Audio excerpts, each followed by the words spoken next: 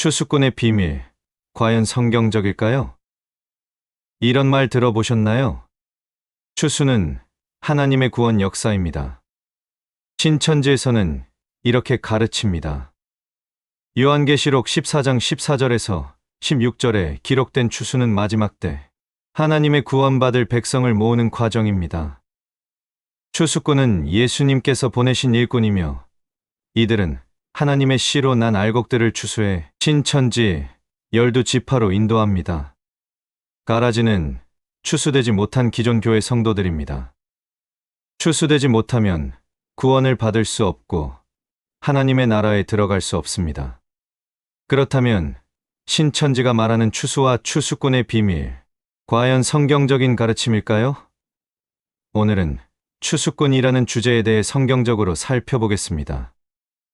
신천지가 말하는 추수와 추수꾼. 신천지에서는 이렇게 설명합니다.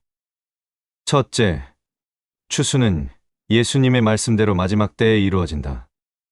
둘째, 추수꾼은 신천지 성도들로 하나님의 알곡을 모으는 역할을 한다. 셋째, 추수되지 못한 사람은 가라지로 심판받는다. 이를 뒷받침하기 위해 신천지는 요한계시록 14장 14절에서 16절을 자주 인용합니다. 또 내가 보니 흰 구름이 있고 구름 위에 인자와 같은 이가 앉으셨는데 그가 자기 낫을 땅에 휘두르매 땅의 곡식이 거두어지니라. 신천지는 이 구절을 통해 자신들이 곡식을 추수하는 추수꾼이라고 주장하며 기존 교회 성도들을 추수해 신천지로 데려오는 것이 하나님의 뜻이라고 가르칩니다. 하지만 이 해석이 과연 성경적일까요? 오늘은 그 성경적 의미를 차근차근 살펴보겠습니다. 신천지의 추수와 추수꾼, 주장에 대한 성경적 반박. 1. 요한계시록 14장의 추수는 무엇을 의미하는가? 요한계시록 14장 14절에서 16절은 마지막 심판의 장면을 묘사한 것입니다. 여기서 인자와 같은 이는 예수님을 가리키며 예수님께서 추수의 주체이심을 나타냅니다. 이 구절에서 추수는 구원받은 자와 심판받을 자를 구별하는 하나님 주도의 심판을 의미합니다. 추수는 신천지가 주장하는 것처럼 특정한 사람들이 행하는 물리적 활동이 아니라 세상 끝날에 하나님께서 직접 이루시는 구원과 심판의 사건입니다. 추수꾼은 신천지 성도가 아니라 하나님께서 보내시는 천사들입니다. 마태복음 13장 39절은 이렇게 말합니다. 추수하는 자는 천사들이요. 이 말씀은 분명히 추수꾼이 천사임을 밝히고 있습니다. 따라서 신천지가 자신들을 추수꾼이라고 주장하는 것은 성경과 완전히 어긋나는 해석입니다. 또한 예수님은 추수의 주체로서 천사들을 통해 최종 심판을 이루시며 구원과 심판은 오직 하나님의 주권적인 의도와 계획에 의해 이루어집니다. 신천지가 자신들을 추수꾼으로 내세우는 것은 성경적이지 않음을 명확히 알 수 있습니다. 2. 신천지의 추수 교리, 실제 사례의 문제점. 신천지는 마태복음 13장의 가라지와 알곡 비유를 이렇게 해석합니다. 알곡은 신천지로 들어온 성도들이다. 가라지는 기존 교회 성도들이다. 추수꾼은 신천지 성도들이다. 그러나 예수님께서 직접 이 비유를 어떻게 설명하셨는지 마태복음 13장 37절에서 39절을 살펴봅시다. 좋은 씨를 뿌리는 이는 인자요. 밭은 세상이요. 좋은 씨는 천국의 아들들이요. 가라지는 악한 자의 아들들이며 추수 때는 세상 끝이요. 추수꾼은 천사들이니. 이 말씀에서 예수님은 다음과 같이 분명히 설명하셨습니다. 첫째, 밭은 세상 전체를 의미하며 특정 교회나 단체가 아니다.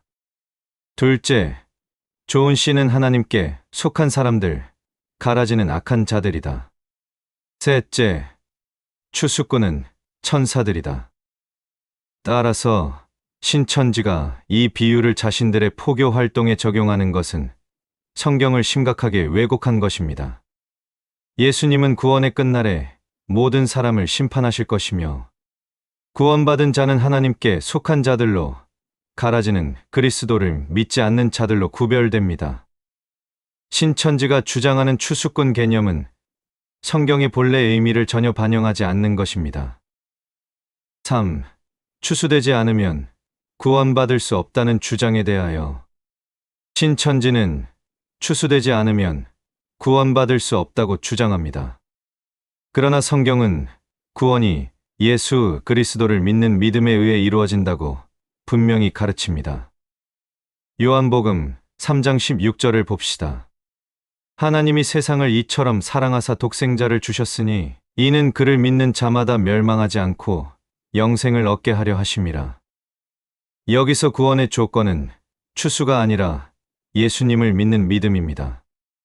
구원은 특정 단체에 속하거나 물리적으로 어디로 가는 것이 아닙니다. 오직 예수님의 은혜를 통해 얻을 수 있습니다. 또한 로마서 10장 13절은 이렇게 말합니다. 누구든지 주의 이름을 부르는 자는 구원을 받으리라.